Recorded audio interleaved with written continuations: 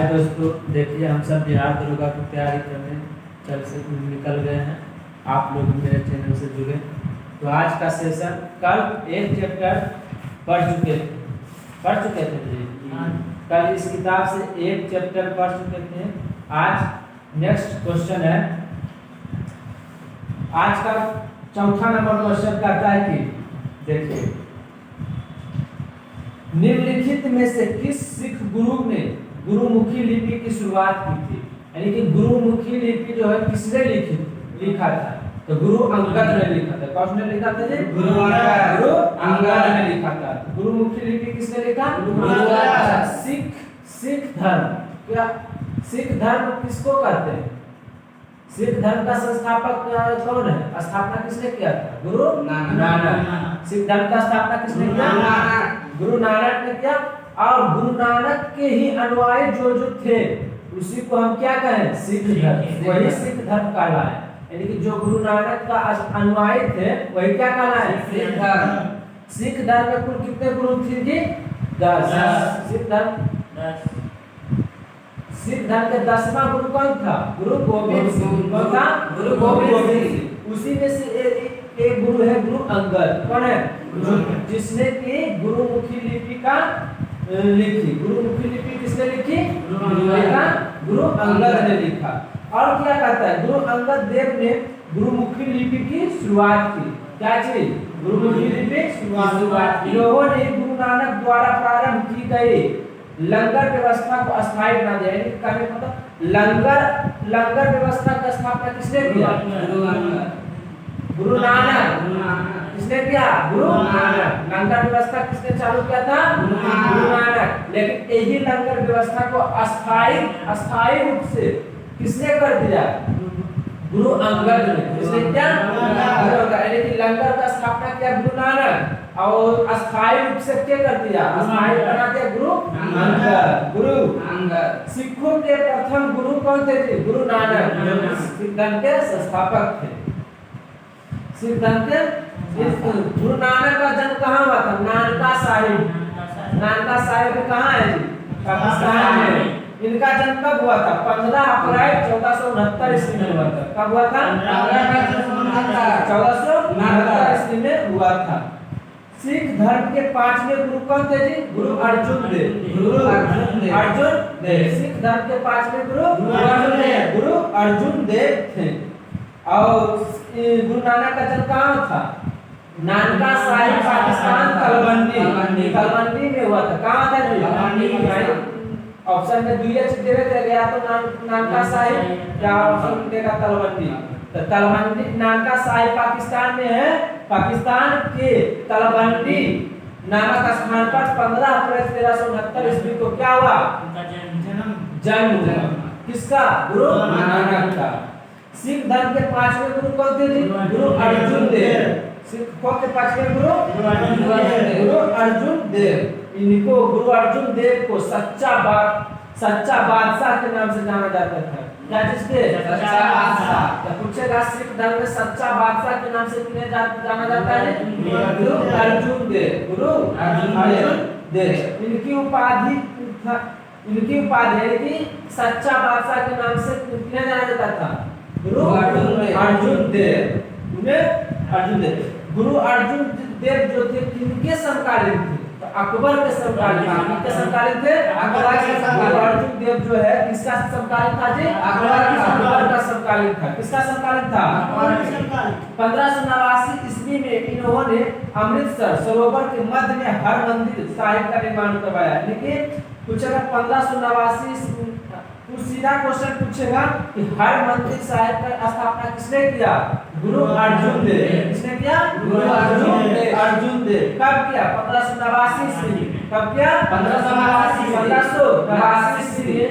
कहाँ किया? हर मंदिर का स्थापना कहाँ किया? अमृतसर में। अमृतसर सरोवर में। अमृतसर सरोवर के मध्य हर मंदिर साहिब का निर्माण किया था। गुरु गोविंद सिंह सिखों के कौन गुरु है जी? 10वें गुरु। सिखों के 10वें गुरु कौन है जी? गुरु गोविंद सिंह। इनका जन्म बिहार के पटना में हुआ था। कहाँ हुआ था जी? बिहार के पटना। पूछेगा गुरु गोविंद सिंह सिखों के 10वें गुरु है, इनका जन्म कहाँ हुआ था? बिहार के पटना जिला में। कहाँ हुआ था? पटना जिला। गुरु नानक सिख धर्म के संस्थापक। सिख धर्म के संस्थापक तो बता दिए, तो हम सब बताएंगे, सुबह बताएं कि सिख धर्म के संस्थापक गुरु नानक थे। और आज कुछ बहुत बार एग्जाम में पूछा है क्वेश्चन कि आदि ग्रंथ की रचना किसने किया? किसने किया आदि ग्रंथ की रचना? गुरु अर्जुन देव। किसने किया? गुरु अर्जुन देव। गुरु अर्जुन देव। गुरु आदि ग्रंथ की स्थापना किसने किया? गुरु अर्जुन देव। आदि ग्रंथ की स्थापना किसने किया? गुरु अर्जुन देव। गुरु अर्जुन देव। अगला क्वेश्चन है क्या कि अगला क्वेश्चन है कि हिमालय अपवाह यानी कि हिमालय अपवाह तंत्र भूगर्भिक इतिहास के एक लंबे दौर में विकसित हुआ है। यानी कहने का मतलब हिमालय अपवाह तंत्र जो है, अपवाह तंत्र में क्या क्या पढ़ने को होता है? क्योंकि हिमालय से जो नदियां निकलती है, अपवाह तंत्र में तो क्या नदी के बारे में पढ़ने का है जी। तो हिमालय अपवाह तंत्र भूगर्भिक इतिहास के एक लंबे दौर में विकसित हुआ। यानी कि इतिहास के एक लंबे दौर में विकसित हुआ कौन? हिमालय अपवाह तंत्र। कौन हुआ जी? हिमालय अपवाह तंत्र। इसमें मुख्यतः गंगा, सिंधु, ब्रह्मपुत्र नदी, द्रोणियां शामिल है। तो पूछेगा हिमालय अपवाह तंत्र में कौन सा नदियां शामिल है? तो गंगा नदी, सिंधु नदी, ब्रह्मपुत्र नदी। गंगा नदी, सिंधु नदी, ब्रह्मपुत्र नदी। गंगा नदी, सिंधु नदी, तो गंगा नदी का उद्गम स्थल कहाँ है जी? गंगोत्री। कहाँ है? गंगोत्री में है जी, हैं? और ब्रह्मपुत्र नदी का स्थल कहाँ है? मानसरोवर झील है। सिंधु नदी कहाँ है? वही है, वही ना, मानसरोवर झील है। लेकिन ब्रह्मपुत्र की कुछ सेमायुडूम वैसे करके कुछ है, सेमायुडूम। हिमालय से जो नदियां निकलती है वो नदियां कैसी होता है जी? 12 मासी होता है, यानी कि 12 मास में पानी चलते रहता है। 12 मासी नदियां किसे कहते हैं? जो हिमालय से निकलती है। क्योंकि ये बर्फ पिघलने व घर्षण दोनों पर निर्भर है। बर्फ पिघलने और घर्षण पर दोनों पर निर्भर है। ये नदियां गहरे महाखंडों से गुजरती है। कौन नदियां? हिमालय नदियां, 12 मासी नदियां, जो हिमालय के उत्थान के साथ साथ अपरदन क्रिया द्वारा निर्मित होती है। अपरदन क्रिया के द्वारा निर्मित होती है। अगला है महाखंडों के अतिरिक्त ये नदियां अपने पर्वतीय मार्ग में 5 आकार की घाटियां, छिपकलिकाएं व जलप्रपात भी बनाती है। जलप्रपात भी बनाती है। कोसी नदी, जिसे बिहार का शोक कहते हैं, तो बिहार का शोक किस नदी को कहते हैं? कोसी नदी को। बिहार का शोक किस नदी को कहते हैं? कोसी नदी एक ऐसा है जो बिहार का शोक नदी कहा जाता है। वो नदी सबसे अधिक बार मार्ग बदलने वाली नदी है। तो क्वेश्चन पूछेगा सबसे ज्यादा मार्ग बदलने वाली नदी कौन सा है? कोसी नदी। कौन सा नदी है? कोसी नदी। सर्वाधिक मार्ग बदलने वाली नदी कौन है? कोसी नदी। यह नदी पर्वत के ऊपरी क्षेत्रों से भारी मात्रा में अवसाद लाकर मैदानी भाग में जमा करती है। क्या करते थे? अवसाद लाकर मैदानी भाग में क्या कर देता है? अब है हिमालय अपवाह तंत्र की नदियां, यानी कि हिमालय से जो नदियां निकलती है अपवाह तंत्र नदियां। हिमालय अपवाह में अनेक नदी तंत्र, क्या जी? अनेक नदी है, मगर निम्नलिखित नदी तंत्र प्रमुख है। मतलब कि जो नदियां उसके बारे में पढ़ते हैं। जैसे सिंधु नदी। सिंधु जो है यह विश्व के सबसे बड़े नदी द्रोणियों में से एक है। सिंधु नदी विश्व के सबसे बड़ी नदियों में से एक है। दूसरा है गंगा नदी तंत्र। अपने द्रोणी और संस्कृति महत्व दोनों के दृष्टिकोण से गंगा भारत की सबसे महत्वपूर्ण नदी है। यानी कि अपने द्रोणी और संस्कृति, क्वेश्चन पूछेगा अपने द्रोणी और सांस्कृतिक महत्व दोनों के दृष्टिकोण से भारत की सबसे महत्वपूर्ण नदी कौन है जी? गंगा नदी। कौन है? गंगा नदी। अपने द्रोणी और सांस्कृतिक महत्व दोनों के दृष्टिकोण से भारत की सबसे महत्वपूर्ण नदी कौन है? गंगा नदी। गंगा नदी का उत्तराखंड राज्य के उत्तर काशी जिले में गोमुख के निकट गंगोत्री हिमनद से निकलती है। कहाँ से निकलती है जी? हिमनद से निकलती है। इनकी कुल लंबाई, गंगा नदी की टोटल लंबाई अगर देखा जाए तो 3900 मीटर की ऊंचाई से 3900 मीटर की ऊंचाई से निकलती है, यानी कि उतना ऊंचा से निकलती है। जबकि गंगा नदी की लंबाई देखा जाए तो भारत में ये 25-25 किलोमीटर है। कितना है? 2525 किलोमीटर भारत में गंगा नदी का क्या है? लंबाई है। यहाँ यह भागीरथी के नाम से जाना जाता है। किसके नाम से? भागीरथी। कहाँ? उत्तराखंड में। उत्तराखंड में गंगा नदी कौन सी नाम से जाती है? अब है ब्रह्मपुत्र नदी तक।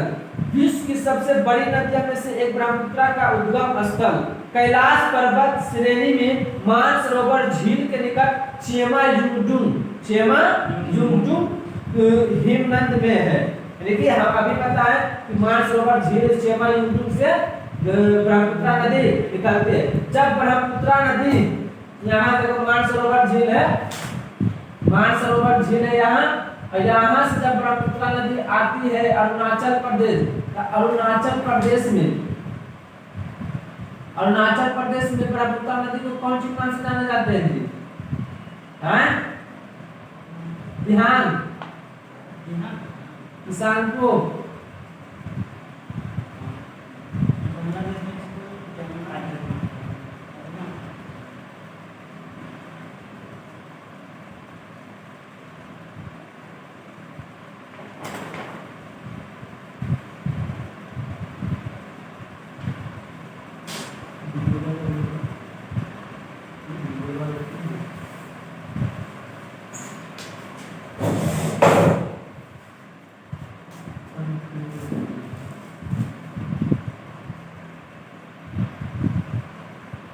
बोल रहे, तो हम बोल रहे थे क्या जी? ब्रह्मपुत्र नदी को मतलब निम्न राज्य में, पूर्वोत्तर राज्य में कौन कौन सा नाम से जाने जाते हैं? कौन कौन सा नाम से जाना जाते हैं? तो ब्रह्मपुत्र नदी को का नाम तिब्बत में सांगपो के नाम से जाने जाते हैं। कौन के नाम से? सांगपो के नाम से जाने जाते हैं। तिब्बत में सांगपो के नाम से जाना जाता है। यहाँ देखो तिब्बत में सांगपो के नाम से जाना जाता है किसको? ब्रह्मपुत्र नदी को। अरुणाचल प्रदेश में इसी नदी को क्या चीज? दिहांग के नाम से जानते हैं। क्या चीज का? दिहांग। तिब्बत में सांगपो, अरुणाचल प्रदेश में दिहांग, और असम में ब्रह्मपुत्र नदी। असम में कहते हैं ब्रह्मपुत्र नदी, असम में बांग्लादेश में जमुना नदी, बांग्लादेश में जमुना नदी। और जब यही नदियां जमुना नदी और गंगा नदी के संगम को क्या कहते हैं जी? पद्मा। पद्मे कहते हैं जी, पद्मा कहते हैं। गंगा नदी को बांग्लादेश में क्या कहते हैं? पद्मा के नाम से जाने जाते हैं। समझ में आया?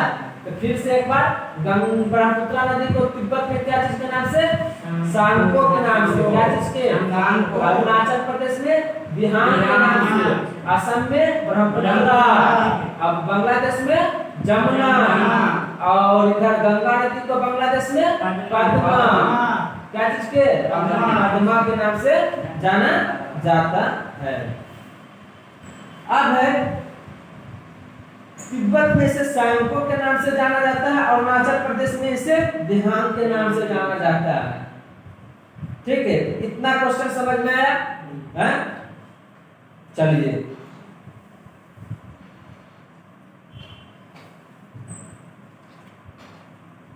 किसी भी राजनीतिक दल को राष्ट्रीय दल बनाने के लिए कितने राज्यों में मान्यता जरूरी है जी? तो 4 राज्यों में। कितने राज्यों में? 4 राज्यों की मान्यता। मतलब कि कहने का मतलब किसी भी राजनीतिक दल को राष्ट्रीय दल बनाने के लिए कितने राज्यों में मान्यता जरूरी है? 4 राज्यों। कितने राज्यों की मान्यता? मान लीजिए कि किसी भी राजनीतिक दल को राष्ट्रीय दल बनाने की जरूरत है, तो हमें कई राज्य शामिल होना चाहिए? 4 राज्य शामिल होना चाहिए। कितने राज्य? 4 राज्य। अब क्या कहता है? भारत में राजनीतिक दलों का मान्यता निर्वाचन आयोग द्वारा प्रदान किया जाता है। किसके द्वारा? निर्वाचन आयोग द्वारा प्रदान किया जाता है। भारत में राजनीतिक दलों का मान्यता निर्वाचन आयोग द्वारा प्रदान किया जाता है। किसके द्वारा? निर्वाचन आयोग द्वारा। भारत में राजनीतिक दलों का मान्यता किसके द्वारा? निर्वाचन आयोग के द्वारा प्रदान किया जाता है। राष्ट्रीय दल का दर्जा हासिल करने के लिए आवश्यक शर्त, राष्ट्रीय दल का दर्जा हासिल करने के लिए क्या कौन सा शर्त? आवश्यक शर्त। तो राष्ट्रीय दल का दर्जा हासिल करने के लिए क्या क्या शर्त है? तो पहला शर्त है लोकसभा आम चुनाव अथवा राज्य विधानसभा चुनाव में किन्हीं 4 अथवा अधिक राज्यों में कुल डाले गए वैध मतों का 6% प्राप्त करना जरूरी होगा। मतलब समझा? लोकसभा आम चुनाव अथवा राज्य विधानसभा चुनाव में, लोकसभा आम चुनाव में या राज्य विधानसभा चुनाव में किन्हीं 4 अथवा उससे अधिक राज्यों में कुल डाले गए मत में से, कुल डाले गए वैध मतों का 6% प्राप्त करना जरूरी है। कितने प्रतिशत? 4 स्टेट या उससे अधिक स्टेट को डाले गए वैध मतों में कितना % चाहिए हमको? मात्र 6%। पहला शर्त था। इसके अलावा इससे एक राज्य अथवा राज्यों से विधानसभा की कम से कम 4 सीट जितनी होगी। कितने से? 4 सीट जितने होगा। तीसरा है लोकसभा में 2% सीटें हो और ये कम से कम 3 विभिन्न राज्यों में हासिल की गई। यानी कि लोकसभा में 2% सीट हो लेकिन कम से कम कितने राज्यों में? कम से कम 3 विभिन्न राज्यों में हासिल की गई हो। निर्वाचन आयोग एक अस्थायी संवैधानिक निकाय है। कौन सा कैसे निकाय है? निर्वाचन आयोग कैसे निकाय है? अस्थायी संवैधानिक निकाय है। अस्थायी पूछेगा नीति आयोग कैसे गैर संवैधानिक निकाय है? कौन सा है? नीति आयोग का संविधान में कहीं भी वर्णन नहीं किया गया, इसलिए इसे हम कहते हैं गैर संवैधानिक निकाय। निर्वाचन आयोग का एक कैसी संवैधानिक निकाय थी? तो अस्थायी संवैधानिक निकाय। कैसे है? अस्थायी संवैधानिक निकाय मतलब मतलब कि संविधान में निर्वाचन आयोग का वर्णन है। क्या है? एग्जाम में से आज का एग्जाम कर रहा था, ये क्वेश्चन पूछा था कि निर्वाचन आयोग यानी चुनाव आयोग का अनुच्छेद बताएं। तो 324 अब भाग में भाग 15 में चुनाव आयोग जो है 324 अनुच्छेद से स्टार्ट होता है। क्या होता है? स्टार्ट होता है। निर्वाचन आयोग कैसी संस्था है जी? कैसी निकाय है? एक अस्थायी संवैधानिक निकाय है। इसका वर्णन संविधान के भाग 15 में अनुच्छेद 324 से 329 में वर्णित है। 324 से 329 में वर्णित है। इस क्वेश्चन याद रखना, बहुत इंपॉर्टेंट क्वेश्चन है कि निर्वाचन आयोग एक अस्थायी संवैधानिक निकाय है। इसका वर्णन भाग 15 में किया गया है जी, और 324 से लेकर 329 में 5 अनुच्छेद इसमें वर्णन किया गया है। 324 से लेकर 329। अब नेक्स्ट पॉइंट है कि भारत में मान्यता प्राप्त राष्ट्रीय राजनीतिक दल, यानी कि जितना भी राजनीतिक दल है उसका चुनाव चिन्ह हम पढ़ेंगे। राजनीतिक दलों का चुनाव चिन्ह, जैसे भारतीय जनता पार्टी क्या है? इसका मोदी है, बीजेपी। भारतीय जनता पार्टी का चुनाव चिन्ह क्या है? कमल छाप। भारतीय बीजेपी जनता पार्टी का चुनाव चिन्ह क्या है? कमल छाप। अगला है दूसरा भारतीय राष्ट्रीय कांग्रेस, यानी कि भारतीय राष्ट्रीय कांग्रेस का चुनाव चिन्ह क्या है?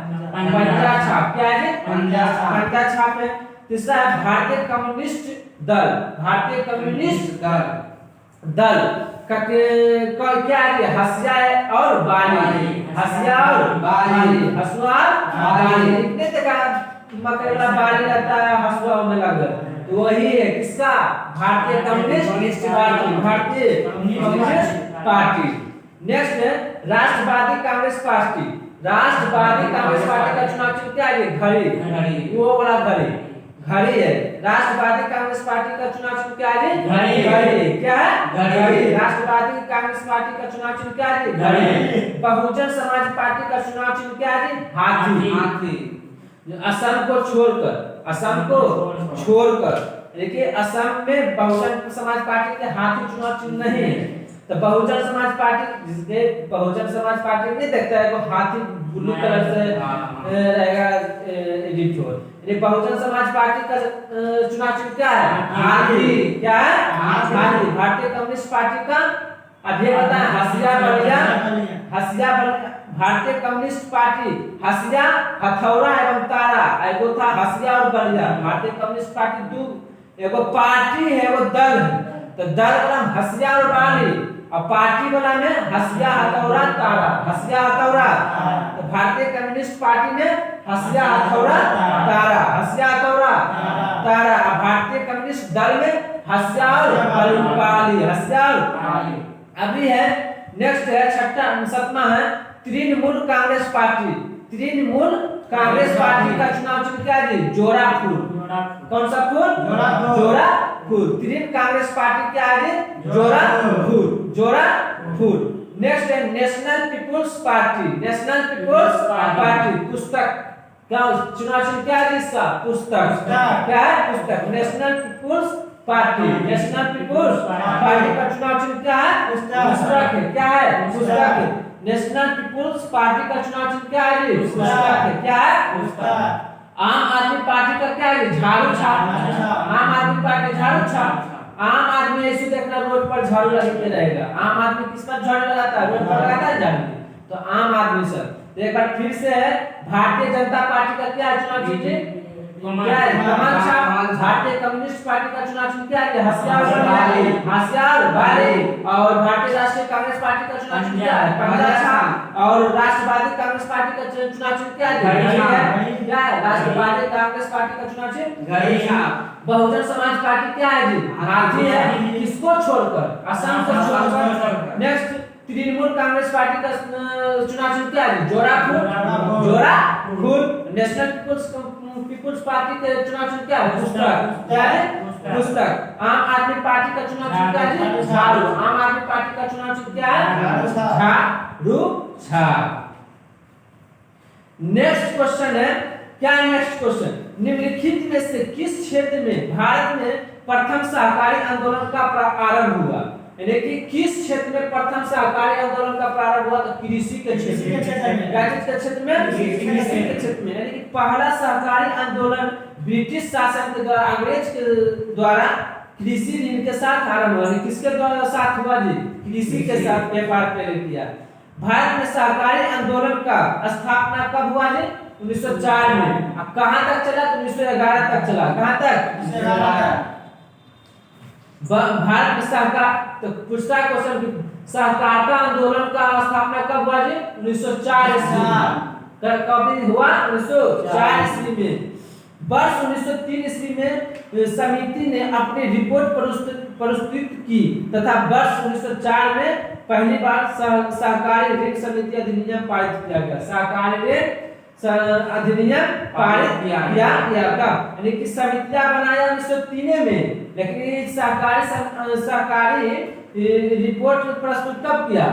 1904 में। सहकारी आंदोलन का दूसरा चरण है 1912 से 1918। लेकिन सहकारी चरण आंदोलन जो हुआ कितने चरण में हुआ? 2 चरण में हुआ।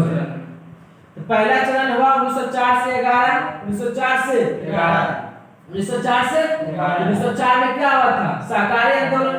1904 में 1905 में बंगाल विभाजन, लाल बहादुर के शासनकाल में हुआ था जी।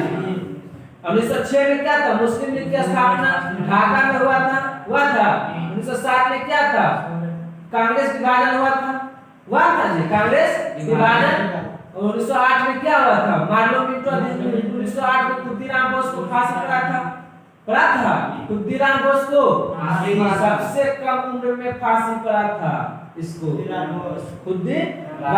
बोस को 1909 में कौन सा अधिनियम आया था? मार्लो मिंटो अधिनियम। 1909 में 1909 1911 में जाके बंगाल विभाजन क्या हुआ, रद्द हुआ था। बंगाल विभाजन रद्द 1911 ईस्वी में हुआ था। किसके समय में हुआ था? लाल बहादुर द्वितीय के समय में। किसके समय में?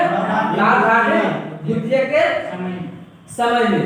अब दूसरा चरण सहकारी आंदोलन जो है उसका दूसरा चरण है 12 से 18। 11 तक हम पढ़ लें। अब इसका दूसरा चरण जो है 12 से 18। तो देखिए इसमें सहकारी समिति अधिनियम 1912 अधिनियम कर वर्ष 1904 अधिनियम के दोषों को दूर किया। यानी कि 1904 अधिनियम में जो भी दोष था 1912 अधिनियम के तहत क्या कर दिया, उसको दूर कर दिया। अब बताइए 1912 ईस्वी में क्या क्या घटना हुआ था? तो बिहार अलग हुआ था। बिहार राज्य की स्थापना कब हुआ था? 1912 ईस्वी में। 1912 ईस्वी में 22 मार्च 1912 को हुआ था। बिहार दिवस कब मनाते हैं? 22 विश्व जल दिवस कब मनाते हैं? 22 मार्च को। अब 1913 ईस्वी में क्या हुआ था जी? गदर पार्टी की स्थापना। क्या हुआ था? गदर पार्टी की स्थापना हुआ था। 1913 ईस्वी में गदर पार्टी का स्थापना हुआ था। किसने किया था? लाला हरदयाल ने किया था। 1914 ईस्वी में प्रथम विश्व युद्ध शुरू हो गया था। तो प्रथम विश्व युद्ध 14 से 18 तक चला था। कहां से कहां तक? 14 से 18 तक चला था। इसमें कितना देश भाग लिया था? प्रथम विश्व युद्ध में कितना देश भाग लिया? 37 देश भाग लिया था। कितना देश? 37 देश भाग लिया था। और 1913 ईस्वी में गदर पार्टी का 1914 में प्रथम विश्व युद्ध हुआ था। और प्रथम विश्व युद्ध कब हुआ था? 6 अगस्त नहीं, हिरोशिमा पर पहला बम कब गिराया गया था? 6 अगस्त 1945 ईस्वी को। और 1914 ईस्वी हो गया प्रथम विश्व। 1915 में क्या हुआ था? महात्मा गांधी दक्षिण अफ्रीका से इंडिया लौटे थे। क्या हुआ थे जी? दक्षिण अफ्रीका से महात्मा गांधी इंडिया लौटे थे। और 1916 ईस्वी में क्या हुआ था? होम रूल लीग की स्थापना। 1916 ईस्वी में होम रूल लीग की स्थापना। लखनऊ अधिवेशन कब हुआ था? 1916 ईस्वी में। 1917 ईस्वी में क्या हुआ था? चंपारण सत्याग्रह। महात्मा गांधी के द्वारा चलाया गया भारत में प्रथम सत्याग्रह कौन सा था? चंपारण सत्याग्रह। विश्व में पूरा दुनिया में महात्मा गांधी जी के द्वारा चलाया गया प्रथम आंदोलन कहाँ किया? दक्षिण अफ्रीका में। कहाँ किया? दक्षिण। अब 1917 और 1918 में क्या हुआ था? खेरा सत्याग्रह, मिल मजदूरों आंदोलन, मिल मजदूर आंदोलन हुआ था ये सब। चलिए तो आज का सेशन इतना ही ठीक है। मिलते हैं आप नेक्स्ट वीडियो में।